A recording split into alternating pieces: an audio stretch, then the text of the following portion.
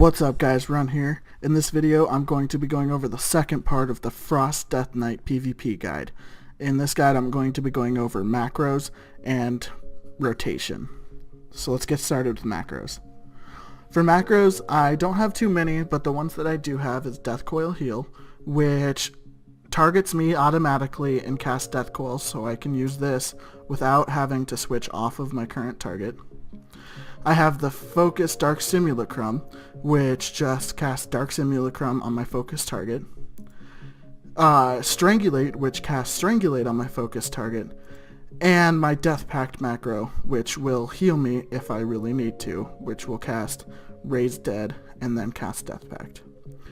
I also have my one-shot. It's not really a one-shot, that's just what I call it for popping all of my offensive cooldowns, which would be Dash Cast, Pillar of Frost, and then use Malevolent Gladiator's Badge of Victory, and then Unholy Blight.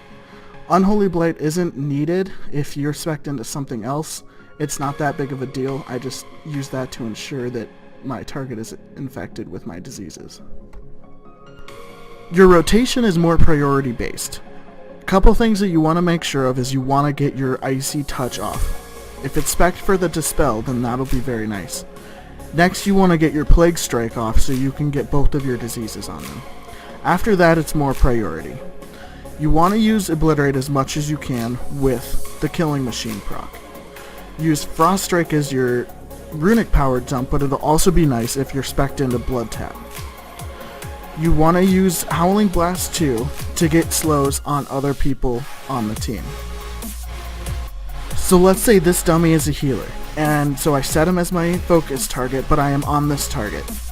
When it comes time that I need to steal a CC or a heal from him, all I have to do is press my macro, and it instantly puts Darkest Simulacrum on him without me having to target him. Same goes for Strangulate if I needed to silence him. This will work on pretty much all abilities that use mana. It'll work with Paladin's Bubble, a Mage's Ice Block, Polymorph, most Paladin CCs. It works really well if you can time it right. You can get some good CCs or some good heals out of it. Now I'm going to do a walkthrough of how I would go if I was in an arena match. So I'd open with Icy Touch, then go into Plague Strike, and then do Obliterate. If it wasn't Killing Machined, I would still do Obliterate, and I would keep doing Obliterates until it was on cooldown, and then I would go into Frost Strike, and I would spam some Frost Strikes, and then I would do a Howling Blast proc, and do Obliterate, and I would, pretty much all I would do is Obliterate whenever it was up, and if Howling Blast or Icy Touch procced, I would do Icy Blast, or Icy Touch, sorry.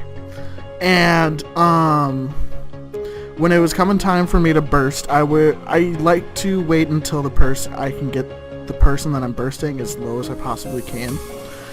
And then when I was wanting to burst, first I would want to get my runic power to 80 or higher, so that way I could spam Frost Strikes if Obliterate did go on cooldown. So I'm at 96 runic power, so I pop my cooldowns, and I do some blood taps because I need more runes. And then once everything's on cooldown, I can use Empower Rune Weapon, which will reset the cooldown of all of my runes. And then I can just keep on spamming Obliterate and Frost Strike. If Frost Strike or Obliterate goes on cooldown again, then I have more blood charges that I can use to keep on pumping out that damage. Now throughout my burst, I would be focus strangulating the healer, or my teammate would be doing some sort of CC on the healer. Same with Dark Simulacrum. I might take a heal from the healer or a cheat from the mage if I need to CC. Other than when you're bursting, you want to try to keep yourself at above 50 runic power. So that way, if you need to heal yourself, you can use Lichborn and Death Coil to heal yourself. Now, I tend to keep myself at 80 or above, So that way, when I need to heal myself with Death Coil, I can get 3 Death Coil heals off before Lichborn expires. I also have Death Pact, but I like to save Death Pact for when, if I don't heal myself, then I'm going to die. Throughout games, I will help my healer by using Death Strike, but I like to keep myself using other abilities more. Well, that about wraps it up. If you have any questions or comments, please feel free to leave it in the comments and I'll try to reply back to it. Thanks for watching and have a nice day.